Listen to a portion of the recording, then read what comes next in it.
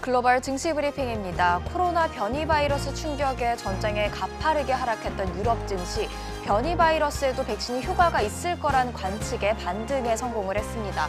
영국 증시의 상승률 상대적으로 좀 적은 편인데요. 독일과 프랑스 지수는 각각 1.3%씩 올랐습니다.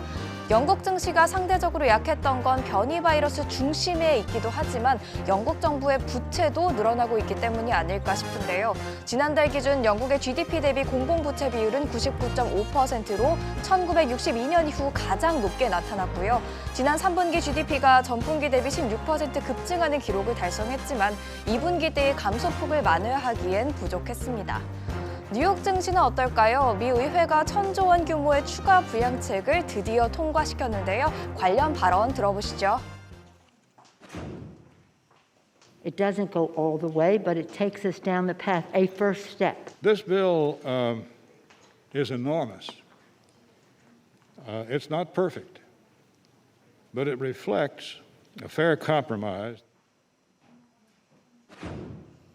그리고 지금 이 부양책은 미국 대통령의 서명을 기다리고 있는 중입니다. 정말 크리스마스의 선물로 다가올 것 같죠? 또 지난 3분기 미국의 GDP 확정치가 잠정치보다 양호했습니다. 여기까지는 분위기가 좋은데요. 하지만 공포스러운 변이 바이러스를 지나칠 수 없었습니다. 미 질병통제예방센터는 변이 바이러스가 미국에서 아직 발견이 되지 않은 것일 수도 있다고 전했습니다. 그 공포가 반영이 되면서 다우와 S&P 500 지수가 낙폭을 회복하지 못했지만 나스닥 지수는 피트니스 장비 제조업체 펠로톤과 또 잘 알고 계시는 애플 덕분에 상승 마감할 수 있었습니다. 0.51% 올랐습니다.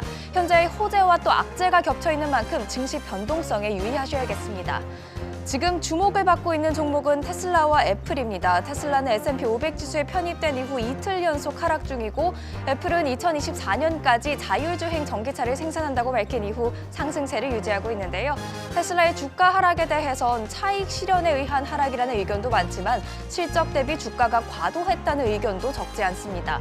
하지만 동시에 자동차 기업이 아닌 새로운 플랫폼 기업으로 자리 잡고 또 완전한 자율주행 능력을 선보인다면 주가는 다시 오를 수밖에 없다고 주장하는 전문가들도 있습니다.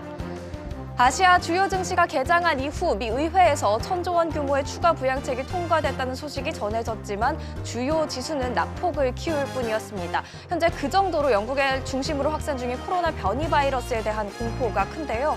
국내 증시도 상황은 같았습니다. 양시장에서 외국인과 기관이 순매도 우위를 보이면서 가파른 하락세 1.6% 그리고 2.6%를 기록했는데요. 다만 과거에 연말 매도 폭탄을 날리던 개인들은 순매수 우위를 보였습니다.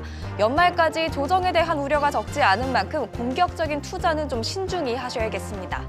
어제장 특징주입니다. 코스피 시가총액 30위권 내에서 크게 오른 종목은 삼성물산과 삼성생명이었습니다. 고 이건희 삼성그룹 전 회장의 상속세가 확정된 가운데 배당 확대 기대감이 작용된 것으로 해석됩니다. 뉴욕 증시와 연결된 움직임도 보였는데요. 테슬라가 어제 새벽 S&P 500 지수 편입 신고식을 혹독하게 치렀죠. 테슬라 관련주로 묶여있는 국내 2차 전지 관련주의 흐름도 부진했는데요. 전기차에 있어서 테슬라가 애플과 경쟁 구도에 놓일 수 있기 때문이란 해석도 있습니다. 반면 애플카 소식 덕분인지 자율주행차 테마주는 하락장 속에서도 강세를 보였습니다. 국제유가는 전장에 이어서 하락세를 이어갔습니다. WTI 2% 빠졌고요. 브렌트유 현재 1.8% 하락률 기록 중입니다. 원달러 환율은 언제 하락을 했냐는 듯이 4거래일 연속 상승하면서 한 달 전 수준으로 돌아갔습니다. 1,107원 40전에 거래를 마쳤는데요. 코로나 변이 바이러스 증장에 위험자산 선호 심리가 위축됐다는 분석입니다. 2부에서는 전문가와 함께 전략까지 살펴보도록 하겠습니다. 지금까지 글로벌 증시 브리핑이었습니다.